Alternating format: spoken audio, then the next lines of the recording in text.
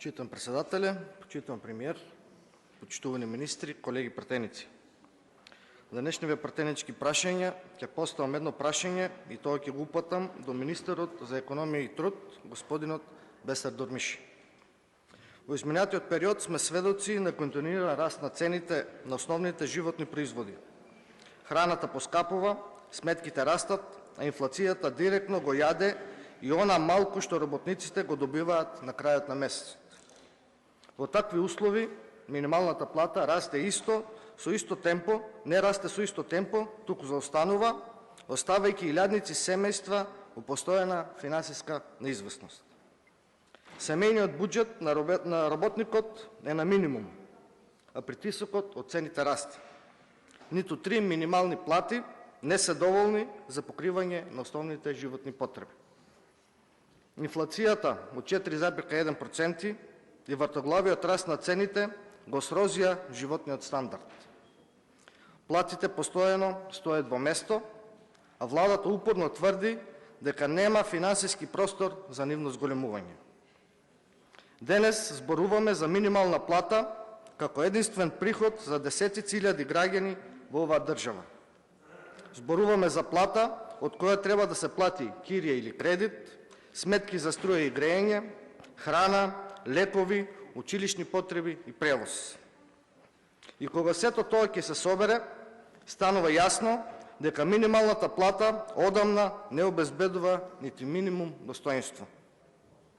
Како влада, постојано зборувате за економски раст, за стабилни индикатори и за успешни политики. Но прашањето е за кого е тој раст? Секако не е за работникот кој живее од минималната плата. За него секој нов месец е нова борба. Дали да купи храна или да плати сметки. Тоа, министре, не е економска стабилност, тоа е сиромаштија.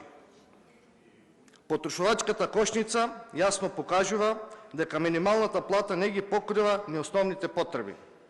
Покрај тоа вашето министерство, кој што вие го водите, нема понудено јасен план кога и како минималната плата ќе се усогласи со реалните трошоци за живот. Почитувани, економијата не се мери во број на тендери, туку со квалитет на животот на граѓаните, односно работниците, а денес квалитетот на животот на работниците е на самото дно. Држава во која работник што работи полно работно време, а не може да живее од својата плата, е држава која потврдила во својата основна социјална функција. Затоа, барањето за зголемувањето на минималната плата на 600 евра и 100 евра во останатите сектори е оправдана и неопходна. Ние како опозиција целосно ги поддржуваме барањата на работниците и Сојузот на синдикати. Секој работник заслужува достоинствена плата за живот.